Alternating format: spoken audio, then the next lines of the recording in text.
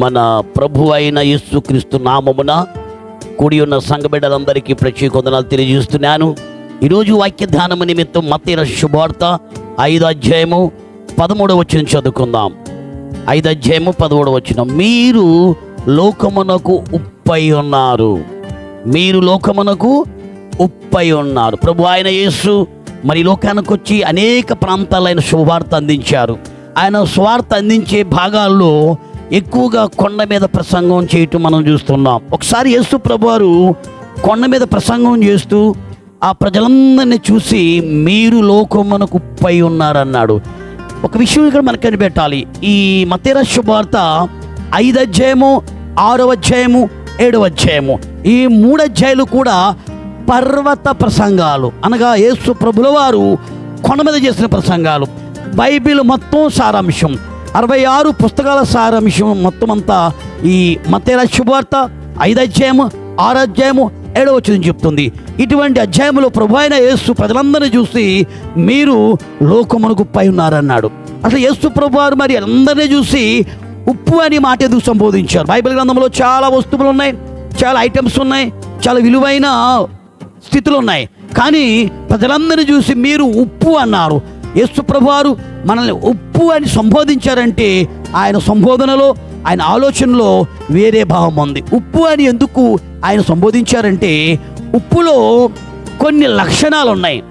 ఏ లక్షణాలు సంఘము కలిగి ఉండాలని దేవుని ఉద్దేశం. యేసు ప్రభువారు ఏ మాట పలికినా, ఏ మాట సంబోధించినా దానికి అర్థము, పరమార్థం కనబడుతుంది.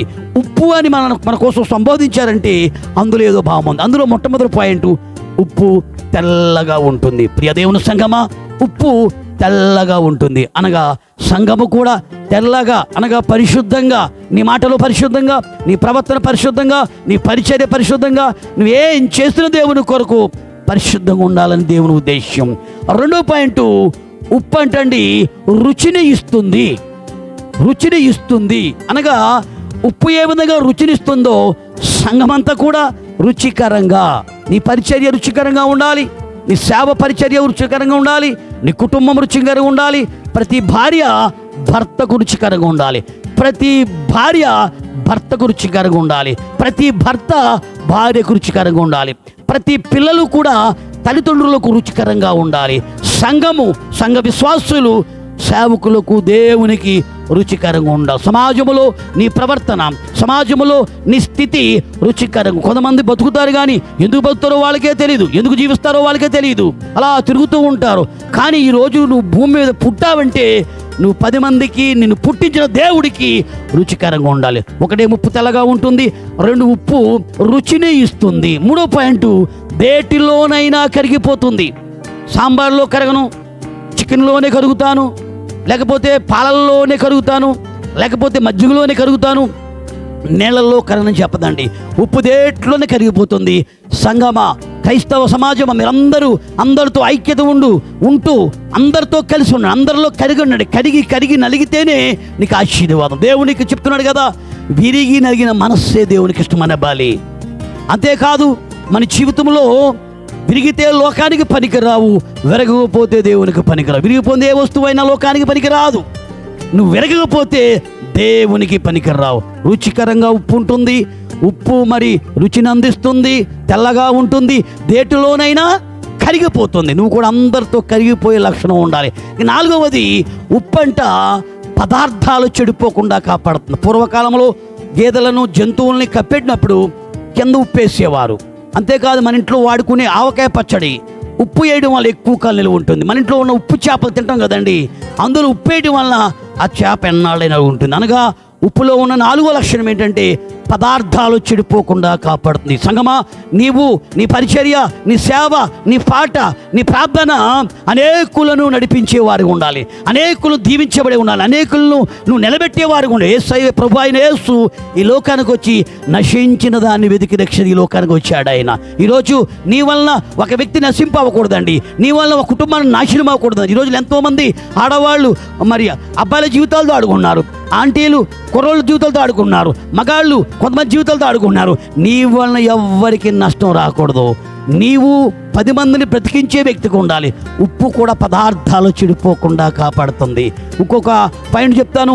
ఉప్పు అంటండి దెట్లోనైనా కరిగిపోతుంది, ఇష్టపడుతుంది కరిగిపోవడం. నిన్ను కరగననే మాట నువ్వు కొరకు ఈ రోజులో నువ్వు ఇలా ఉన్నావంటే నువ్వు దేవుని కొరకు కరగాలి. నీ ఆయుష్కాలము, నీ బలము, నీ శక్తి దేవుని కొరకు కరిగేలా ఉండాలి. ఇంకా 6వ పాయింట్లోకి వస్తే ఉప్పు అంటండి సముద్రములోంచి వేరు చేయబడి నీటితో తయారవుతుందంట. ఉప్పు కావాలని నూతిలో నీళ్లు, కాళ్ళలో నీళ్లు పట్టుకొస్తే ఉప్పు అవదండి, సముద్రములో నుంచి వేరు చేయబడాలి. అవునండి, నువ్వు ఉప్పుగా తయారవ్వాలంటే, 10 మందికి ప్రయోజనకరంగా ఉండాలంటే, రుచికరంగా ఉండాలంటే, రుచిని ఇవ్వాలంటే సముద్రములోంచి వేరు చేయబడాలి. సముద్రం అనగా లోకము. ప్రియ సంగమా, నువ్వు ఇంకా లోకంలోనే ఉన్నావా? లోకంలోంచి వేరు చేయబడు, లోక ఆచారాల నుంచి వేరు చేయబడు. ఈ రోజుల్లో చాలామంది ఇంకా లోకంలోనే ఉంటారు. మనం మా సంఘంలో కావిడి తీర్థానికి వెళ్ళిందండి. ఏమా తీర్థానికి ఎందుకు వెళ్ళామంటే, అయ్యగారు కత్తిపేట కొనుక్కుంటాకి వెళ్ళానండి అన్నది. ఏమండి ఈ రోజుల్లో ఎంతోమంది ఏదో కొనుక్కుందామని వంకబెట్టి లోకాచారంలో కలిసిపోతున్నారండి. నువ్వు వేరు చేయబడాలి. నువ్వు వేరు చేయబడితేనే ఉప్పుగా తయారవవు. వేరు చేయబడితేనే ఉప్పుగా తయారవుతావు. వేరు చేయబడితేనే దేవునికి ఇష్టంగా ఉంటావు. లోకం నుంచి వేరు చేయబడితేనే దేవునికి ఇష్టమైన వ్యక్తి ఉంటావు. సముద్రంలోంచి వేయబడిన నీటితో వేరు చేయబడిన నీటి ఉప్పు తయారవుతుంది. 7వ పాయింట్, ప్రియ దేవుని సంగమా, ఆ వేరు చేయబడిన నీరు ఒక మడిలో ఉంటుంది. మడి అనగా చుట్టూ గట్టి మడిలో ఉంటుంది.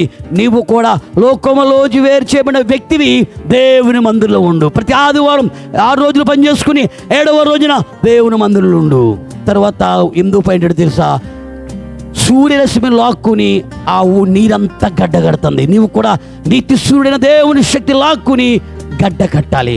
గడ్డ కట్టిన ఉప్పుని సుత్తులతో కొడతారు.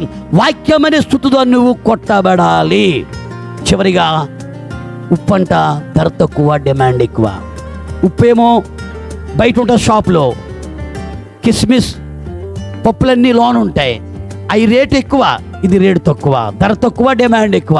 నువ్వు ఎంత జీవితంలో ఎంత అభివృద్ధి అయినా నువ్వు తగ్గించుకుని ఉప్పులో ఎన్ని లక్షణాలు ఉన్నాయో అన్ని లక్షణాలు కలిగి ఉప్పు వలె ప్రయోజనకరంగా ఉండాలని చెప్తూ ఈ మాటలు ముగిస్తున్నాను. ఈ మాటలు మన ఎన్నికల్లో దేవుడు దీవించునుగాక. ఆమేన్.